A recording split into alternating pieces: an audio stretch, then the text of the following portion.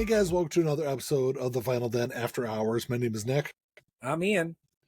So if you're watching this on YouTube, make sure you give us the old thumbs up, all that YouTube-y kind of fun stuff. Hopefully by the time this video is up, the audio should be available on all your podcast apps. So if you'd rather listen to us than watch us, you can go ahead and download the podcast from any of your normal podcast apps. What's been going on, Ian? Not a thing? Not a thing. Nothing. Not a thing at all. No thing. I will say that, so we took this long, 6-week break from the time we finished up our previous podcast until starting the Vinyl Den After Hours. And it feels like it takes normally, even before we started a new podcast, even when we were doing this before, because we were doing Entertainment Now, we did it in seasons, right? We didn't take 6 weeks off around from around July. We'd take the month of July off pretty much, and then we would take off from Thanksgiving until New Year's. We'll take off the end of the year. And I always felt like once we came back, it took a couple of episodes to kind of get back into the groove of recording. I don't know, did you always kind of feel the same way, or I'm gonna take that as a no? Yeah. Well, maybe a little. I mean, Yeah. I never really thought about it, to be completely honest with you. Yeah. So this does seem like this break seemed longer for some reason. I think it was about the same length as we always do, because I think we stop in June. Yeah, but we bunched up a bunch of regular Vinyl Den episodes too, so there was always some recording going on. Yeah, those other breaks, true. whereas That's true. This one was straight across the board. So. Yeah, because that's the thing is and the reason we do that is because holidays, working at the hospital, I always work 4th of July, so it kind of throws recording schedules and stuff off, and plus I always take a vacation the last week in July, so it just makes sense to kind of wait until after all that's over to kind of get back into recording. And same thing with the end of the year. We'll do one. I plan on doing the same kind of schedule later in the year too, with Thanksgiving, because are you working Thanksgiving this year? I'm not, but I'm not working Thanksgiving or Christmas. Okay, but unless somebody wants to give it up, and I'll take it because I work the overtime. Yeah, because it's triple time for Christmas, so I always work Christmas. So yeah, it makes sense to kind of take those last month and a half off. Also, kind of get us I do past have to the work holidays. New Year's, and that's what I'm trying to give up. Yeah, I don't like working New Year's, but yeah, New Year's is not a good time to work. But so I feel like we're kind of after. I felt like the first episode of the show, I kind of stumbled through the beginning of it and kind of got going towards the end. So hopefully we're kind of hitting our stride now with this episode. But I'm here to bring that all to a crashing halt. yeah. Tear it down. You're gonna tear it down. I'm gonna be boring and unresponsive. So we're gonna play another game. We'll play the same game we played last time. We're gonna play the Billboard 200 Back in Time game. Okay. This time we're gonna go way back to. So this is the week of. So this episode will air August 14th. Mm-hmm. So August 14th, 1988 was a Sunday, and the charts always started on a Saturday. So I should go back to a day before August 14th. So we're going to go back to August 13th, 1988. Okay. Can you tell me what the number one album was? The week of August 13th, 1988. It's going to be a lot tougher than the last one. Do you? Because I think this chart, I will say this chart has a bunch of great albums on it. I'm sure it does. That's what's making it harder, because I'm like, well, what was out? What was popular? Let me give you a little hint. All right, give me a hint. This album was, the week before was number 2. It was number 1 this week, and it had been on the chart for 52 weeks. So it came out in 87. Yes. Does that help at all? Is it Appetite for Destruction? Appetite for Destruction is number 3. Okay. By the way, at that point, Appetite for Destruction had been out for 51 weeks. So this album came out the week before. Close though. That was a very good guess. 1988. Bad, is it? No, because Bad was number 27. Oh, okay. But it came out around the same time. Bad had been on the charts for 47 weeks at that point. So The something that number came out in one July of album. '87, right? July of '87. Do you want another hint? Sure, give me another hint. I've often referred to this album as as rock's version of Thriller. Oh, Hysteria. Yes. Hysteria was number one. Been on the charts for 52 weeks. Previous week, so the previous week, Appetite for Destruction was number one. This week, Appetite dropped down to number three. I'll give you $100 if you can guess what the number two album was that week. It had been on the charts for 6 weeks, and it was at its peak position. 1988. 1988. Between Appetite for Destruction and Hysteria. So Hysteria was number one. So the previous week, Appetite for Destruction was number one. Hysteria was number two. This album was number three the previous week. This album bumped up to number two. A crisp $100 bill to you, sir. Well, I'm not going to get it, but let me just think for a second. Okay. I'm going to take a drink while you think. It had been out for 6 weeks, so it came out in June of '88. Of '88. June of '88. I will say that I don't know if I've ever heard this album. Well, then shit, I probably or even know a song off of it. I probably haven't heard it either. Then you ready? Are you giving up yet? You giving up on the $100 bet? Yeah, I mean, just throw something out there. I don't know. I have no idea. I mean, there's so many different things. It is "Roll With It" by Steve Winwood. That was the number two album that week. Really? I would never guess that in 1,000 years. Is that the album that had Higher Love on it? Oh, did Steve Winwood sing that? Yeah, it's a Steve Winwood song. It's got to be the album, because that was a huge hit for him. What was the name of the album? The album was "Roll With It." I'm sure you're right. I'm sure that's the album. Let's find out. Ian Googling. This will take several minutes. I'm sorry, viewers. It will not. Would you like me to look it up? I would have already. I've got it. I've got it right here. I'm looking at the track listing right now. Yeah. No, it does not have higher love on it. Okay. Did he sing higher? Did he sing Higher Love? Oh yeah, definitely did. That was probably on. Now we're both Googling stuff. That was off his. It's from 1986. Okay, which was back in the High Life. Yes. Yep. Because that's the title track. See how much faster Googling I am. Yeah. I just went to Wikipedia. It's right there. Pops right up. Back in the High Life again was a big hit for him too. So that was the top three albums. Number 4 that week, another great album, self-titled album by Tracy Chapman, which is supposed to be getting reissued. She posted earlier this year on her Instagram page, in her Instagram stories, that it was going to be getting a reissue this year. Haven't seen anything announced yet, but fantastic album. Actually, I've been looking for an original pressing, a good copy of it for a long time.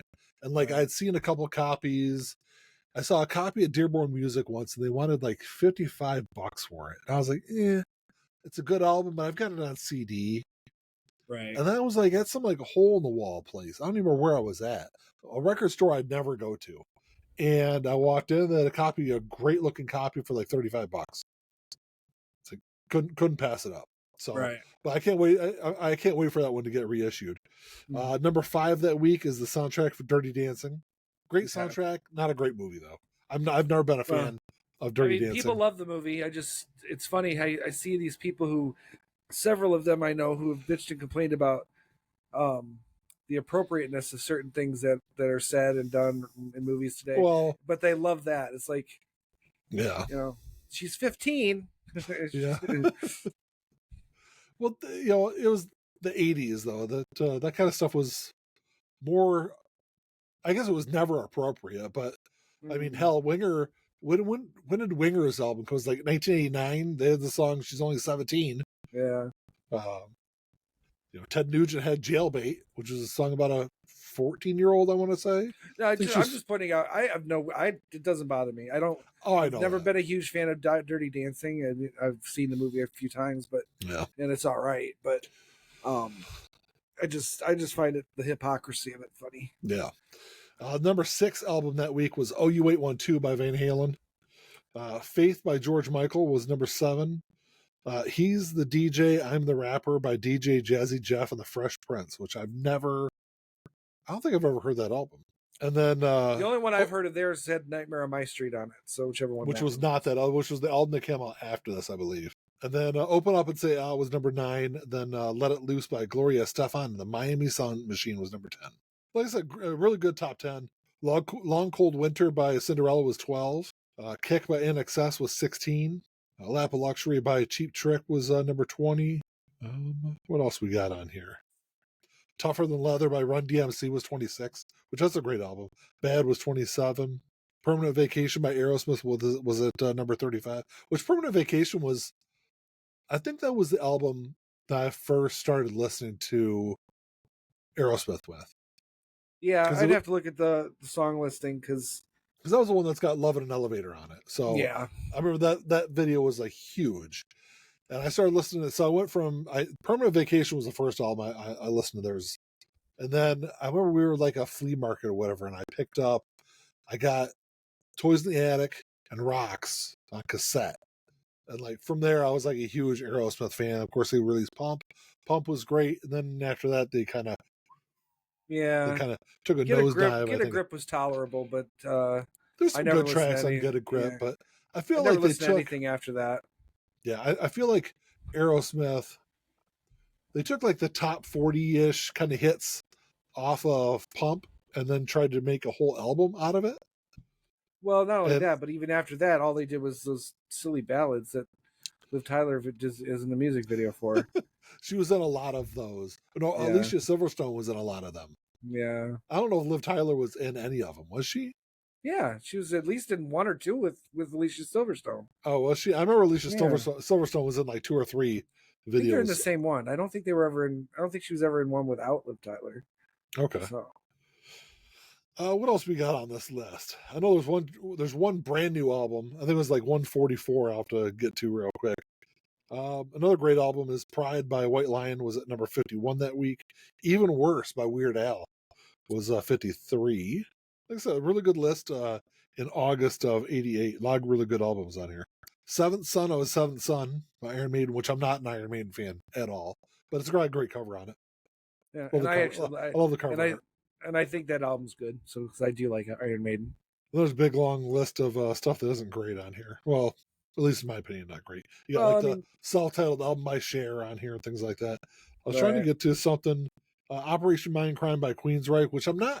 It's funny whenever like great concept albums are talked about, Operation Mindcrime is like always on that list. Is. Yeah, and I don't remember ever listening to this album. They had 1 or 2 videos on MTV. Oh, did they? Yeah, I don't remember. It was just recently. Finally, someone was talking about this album on the Facebook group, and I was like, okay, fine, I'll sit down and listen to it. Mm-hmm. I don't think I made it through like more than half of it. I probably didn't make it halfway through the album. I was like, it's not my thing. I tried. No, yeah, I mean that's how it should always be. You know, at least give it a shot. Yeah.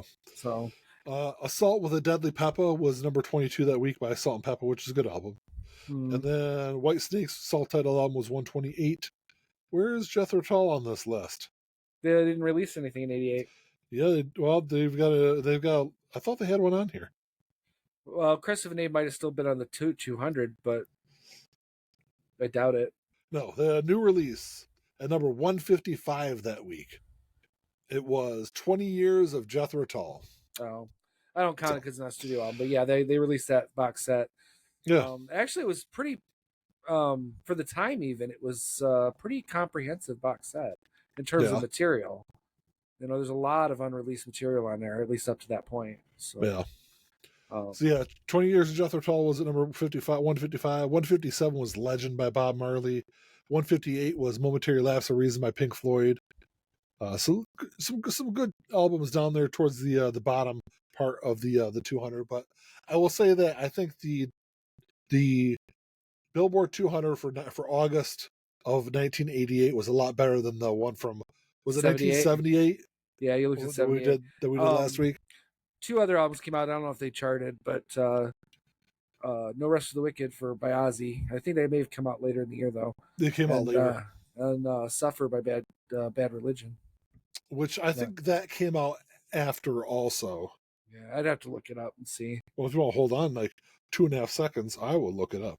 It was released September 8th. Oh yeah. So I had not been. I don't think it charted anyway, did it? I don't think it did. Because I can tell you real quick. It, according to Wikipedia, did not.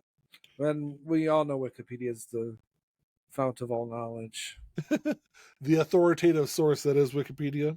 Indeed. Let's see. Suffer was what was the first? Stranger Than Fiction was the first Bad Religion album to chart. Yeah, and that was what 2000. That was 1994. Oh, 1994. 1994. But I don't know. That's fun. I was like doing the Billboard game because it's like you go back and I like trying to stump you with albums. You're gonna get me most of the time. I think I just got lucky with 78. Yeah, you did. I was really surprised that you got the one in 78. But I mean, you got the one this week too. Nah, with some hints, assistance, and yeah. I don't count that as a win. That's at best a break even. Yeah. So. Something I wanted to talk about last week, but I forgot, so I wanted to bring it up this week. I wanted to talk about this is something I wanted to do, I guess, semi-regularly on the podcast. Is what have you been listening to lately, Ian? Ooh. Ironically, I just listened to No Control by Bad Religion. Okay, great album. Yep, I listened to Heavy Horses by Jethro Tull.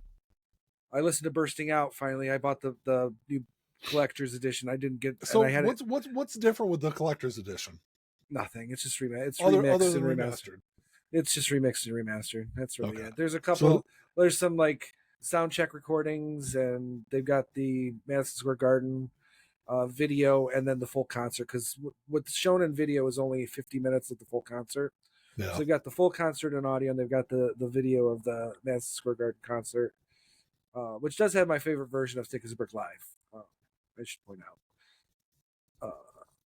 But that's it. It's got a 96-page book, but I hadn't listened to it. My dad's been pounding me because he's like, I want you to tell me what you hear here, because he felt that the mix was different, was off. Okay. And I think he, like me, and I want to do this too. I want to go back and listen to the original mix too, just to see if I hear what he's talking about, because I didn't hear it when I listened to it, but. Anyway, I finally got around to listening. I've had it for like 3 weeks, and I just finally listened to it. What else have I been listening to?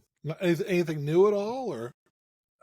I did one night. I was bored, so I did go through and just kind of like randomly find bands based on recommendations from other stuff. But I left my list at work. Okay, nothing like stood out to you, or? There's a few things. One or two. The new album by Baroque Project. I don't know how it's pronounced. Okay. I've only recently started listening to this band, but they just released a new album, so I listened to that. I haven't bought it yet, and it's pretty good. What kind of music is it? Progressive, symphonic, like progressive rock, progressive metal, like. Oh, not metal, progressive rock. Symphonic progressive rock. I guess they would classify it as. Okay. Italian band. It's good stuff. If you like Yes or LP, there's even some tints of Tull influence there. Early 70s progressive rock, you'll like it. Okay, but it's got a bit more of a classical music vibe to it too. So that's sounds good. That's a new album. Like I said, that just came out about I think a month ago. A lot of stuff I've just been kind of going back to stuff that I've already listened to a lot. I've been listening to a lot anyway. Yeah. I just listened to Impera again last week. Yeah, I think that's about it, really. Okay. I mean, I'm actually, to be honest, I haven't.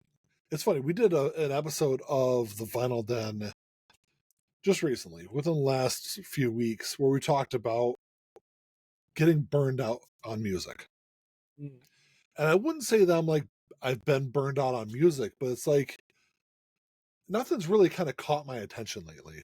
Right. And I feel like I've struggled to find stuff to listen to. I've actually been listening more to like the regular radio and satellite radio in my car really lately than streaming anything.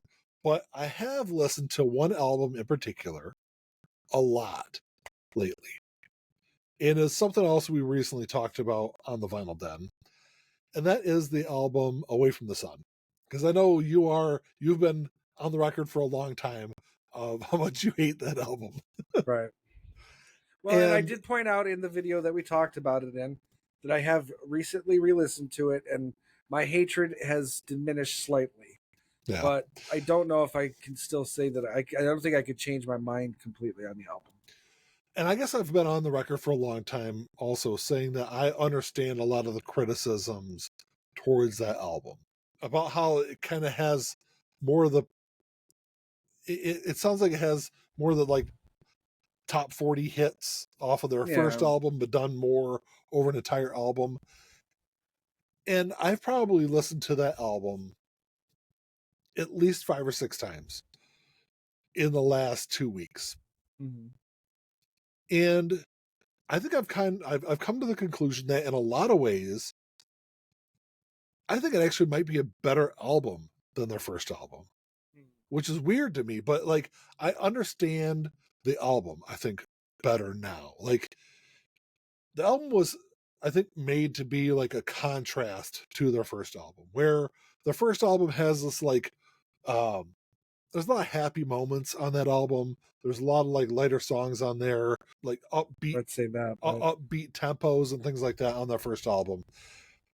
And Away from the Sun is a very dark album, and it has a lot of really dark themes. The song Away from the Sun is about, at least from what I understand, what I get from the lyrics, it's about depression and things like that. And there's a lot of like darker themes across that entire album. So I don't know, it kind of gives me a different kind of perspective to what they did on that album than what I thought they did previously. I don't know. I mean, I've always liked the album, but it was always one of those where if I put their first album at like a 7.5 or an 8, Away from the Sun was probably like a 6 for me. right? Good, but nothing great. I think it's probably it has, I'd say 3 or 4 songs on it that I think are better than most of the tracks that are on their first album. But I don't know. Maybe I have to give it. I don't know if I could stomach listening to it 6 times in a week or two, but I'm willing to keep giving it a shot here and there. Yeah, I've listened to that a lot lately. I've been listening to we're gonna go see, Mandy and I are seeing Blink-182 here in a couple weeks. I should say a couple weeks. We're seeing beginning of August, so I guess it is. But actually, by the time this episode comes out, it will be 2 weeks after you saw him. It'll be 2 days. It'll be 2 days after. I think we see him on like August 12th, I think, something like that. Right? And this episode comes out the 15th. So around the time this episode comes out, we will have seen Blink. And so I've been listening to a lot of Blink lately also. So like the run up to the concert. Because I'm seeing them within like a couple of weeks, I'm seeing them, and then I'm seeing on my birthday, Mandy and I are gonna go see NoFX. So looking forward to that. So I've been listening to some NoFX lately also. Be the first time I've ever seen them. Be the last time I'll ever see them also, because they're retiring. They're retiring at the end of the year, at the end of this tour, whenever the end of this tour is. But who knows? Right. It could be like the fucking Rolling Stones just tour for the next 4 years. But because I thought their tour was going to be over, I thought at the beginning of the year. They did some shows out west. I think they did like their last California show, and I thought that was kind of it. And then they announced this show in Detroit. So I was like, hey, it works out perfect. It's not uncommon for any artist to extend a tour. And if you're calling it your final tour, you know, sometimes they start to have a lot of fun on the road. Like, hey, let's stretch this out another year if we can. Yeah. You know. Yeah. So yeah, that's kind of what I've been listening to lately. I'll depending on, I don't know what we're talking about on the Vinyl Den for this week, but I'll probably put a lot of that stuff that we're listening to on our Spotify and Apple Music playlist. So if you're watching this and you want to listen to the playlist, I'll put links. There'll be links down below in the notes section on the episode description on the episode here, so you can follow along and listen to all that stuff. I'll put some of that on there. So we've got the Vinyl Den Facebook group, and it's not the only Facebook group that I'm in. There's a couple other Facebook groups. One is a 90s grunge group, and they post a lot of really cool stuff in the group. But one of the moderators like went off on the fucking rails. So I'm gonna pull this. I took a screenshot of it real quick so I can remember exactly what this says. You'll get a kick out of this, Ian. Okay. Because I laughed. I'm excited. When I read this. So this is from a '90s grunge and alternative music Facebook group. Okay. It says, for anyone who hasn't understood how this works, accusing someone of murder will get you warned if you're lucky, banned if you're not. One ex-member can confirm that.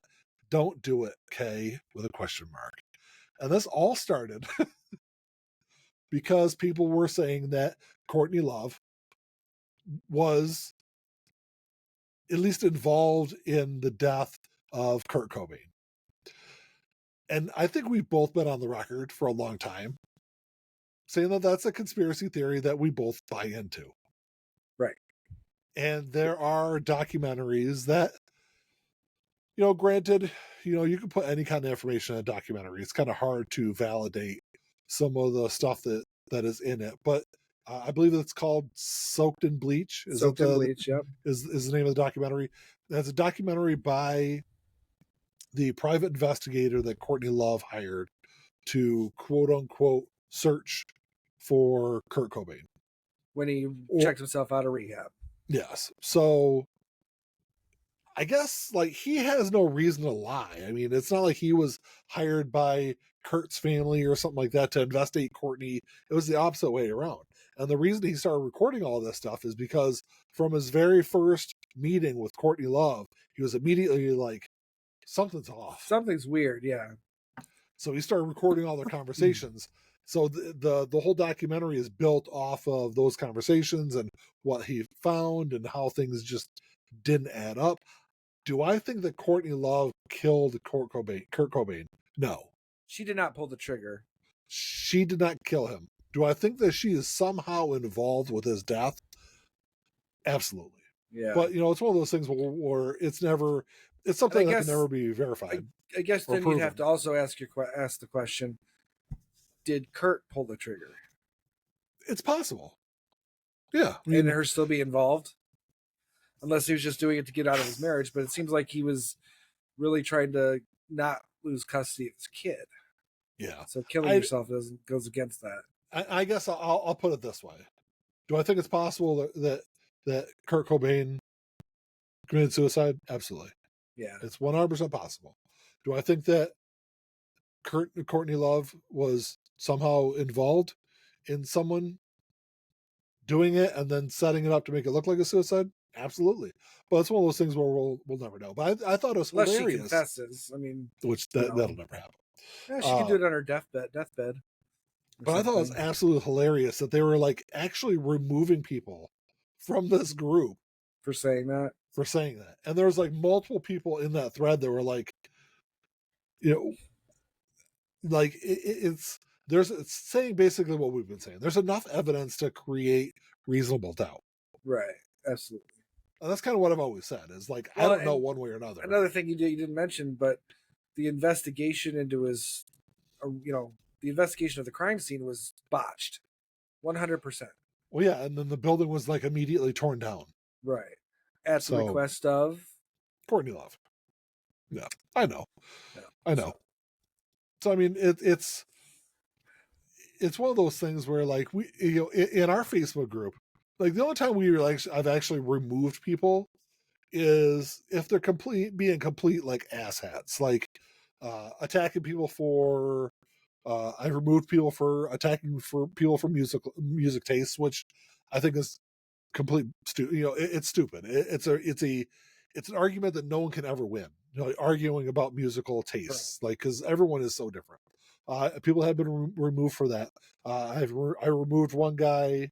I removed one guy for using homophobic language towards another member of the group. Yeah, that's really the biggest thing that's going to get anyone. It's racist and homophobic. Yeah, any kind of bigotry is going to get you kicked out. But that's about That's about it. That's just like other than that, just be nice. Yeah. But the funny thing was, we had a lengthy conversation at one point about this topic, about Courtney Love and Kurt Cobain, and I was surprised that there weren't more people that believe the conspiracy. Really? Yeah. I mean, There was only a few of us. yeah. I mean, I guess in the grand scheme, it's not that we believe the conspiracy. We just accept that there's a lot of questions here that need to be answered, and Yeah. there's a lot of suspicious behavior on Courtney's part.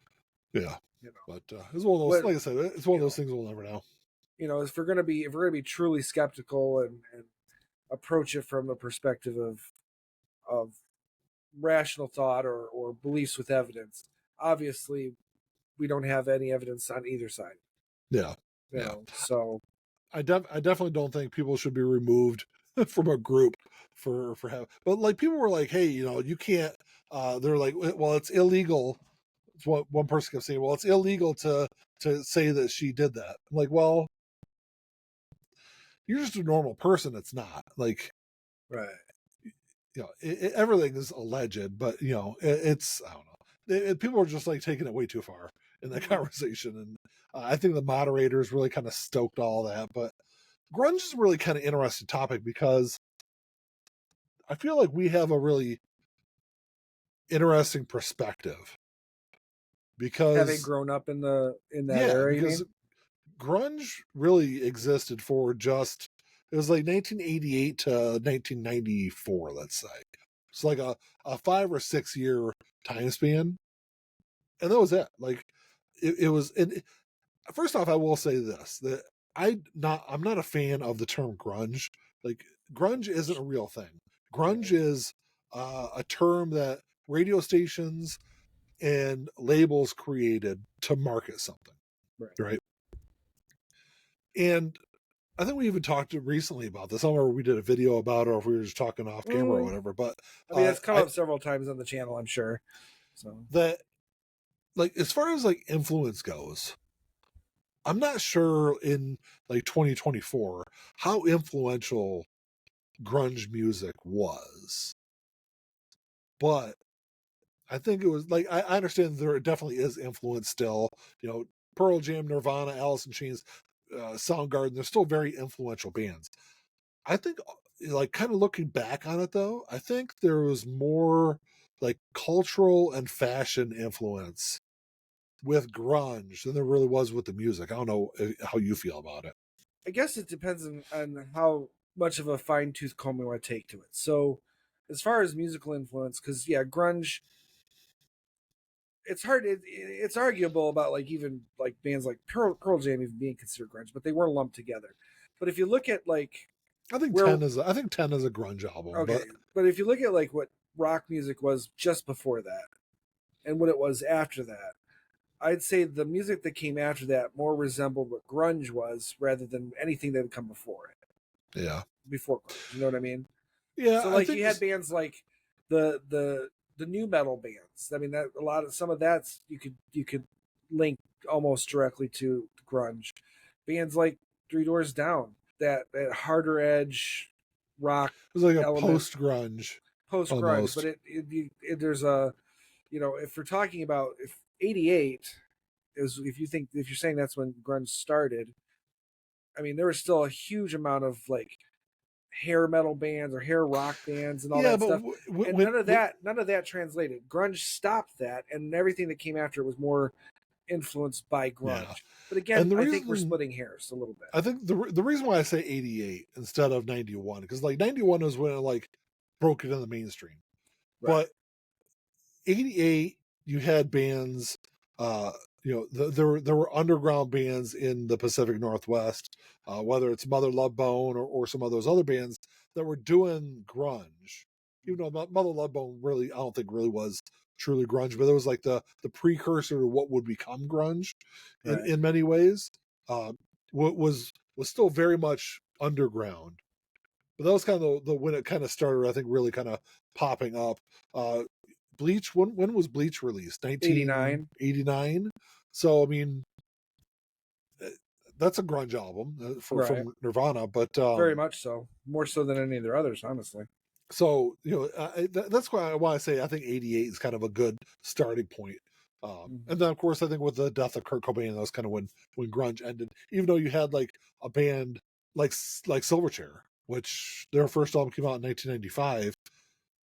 even though they weren't technically a Pacific Northwest band, I've always considered them a grunge band, at least their first two albums for sure, because they were very heavily influenced by Nirvana. But I think after the second album, they kind of went off and did a lot of other different stuff musically. But I don't know. I think there definitely is music definitely changed in the early part of the '90s, and I think it's mainly because of grunge music. And what came after, I've always looked at grunge music as like a metal meets punk combination, at least when it comes to Nirvana. Nirvana, I think, is a great a band that really kind of encapsulates that. And I think what came after grunge was this combination of like indie rock and grunge kind of blended together and made this like harder alternative sound. Right. It's kind of what came out afterwards. So even though maybe there isn't, those grunge bands maybe aren't as influential today as they were in the '90s, the music, the I guess the evolution of music that they kind of kicked off it's still influential today, I guess. Right.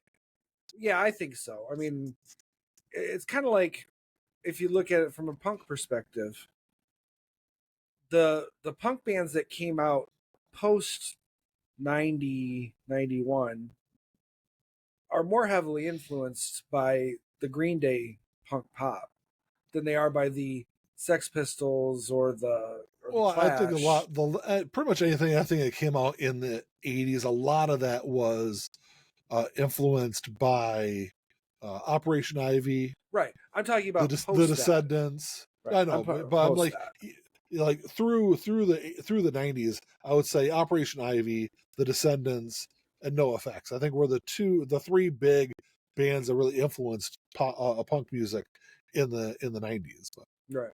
But going forward, if you look at like pop punk bands now, I would say their influence is more heavily directly linked to something like, say, Green Day or even Blink, more than Sex Pistols or any of that other stuff. Operation Ivy. So So it's kind of like that. That's kind of what I was talking about. So the music today might be more directly influenced by the grunge / alternative era, more so than the era of the stuff that came before it. Gotcha. Even though the stuff that came before it is kind of what influenced that. You know what I mean? Yeah. Alternative is really just hard rock of the '70s, or influenced directly from. I mean, all those bands were influenced by those hard rock bands in the '70s. Yeah. Or even punk bands. But I think like I said, like I was saying earlier, I think the influence of grunge is still out there today in clothing. Like, you saw like all the flannel and ripped jeans and all that stuff. There was some of that in the '80s. Mm-hmm. It really dominated fashion, at least the early part or through the mid part of the '90s. Right. And it's still kind of there today too. So I mean, I think fashion wise, there was a big fashion sense. I think it's just comfort, honestly, because I'm not even sure. I mean, and I'm going to show my age here because I don't get fashion. You're an old man. I am. I don't understand. I mean, walking outside in your underwear, or you're not your underwear, your pajama bottoms. I don't get that. Like, what? Yeah, I mean, kids just go out to the store in their pajamas. It's like, I get it. It's comfort. I understand that, but it's not fashion. Crocs. I don't fucking get Crocs. Yeah, I don't get it. I call them homeless people shoes. They're plastic shoes. I mean, you want to know? Here's the funny thing about flip-flops that go over your feet. Here's the funny thing about Crocs. Have you ever seen the movie Idiocracy? Yeah, I know that's where they came from. Or they were used in that movie as a yeah, I know. So they were trying to find something. They were trying to find the most ridiculous thing, the most absurd thing for them to wear. And they found this little startup company. They just started when they were making that movie. And they were like, this is stupid. This is something that no one is ever going to wear. Right. And it was Crocs. Like, I know. And now they're rubber shoes. They're just rubber shoes. I know. And every time every time I see somebody at work that wears them, I just harass that. I know, I do too. I give everyone a hard time. Lovingly. No bullying. Yeah. I give, Oh, I bully. Well, you do. bully. I don't believe in bully, but I know you do.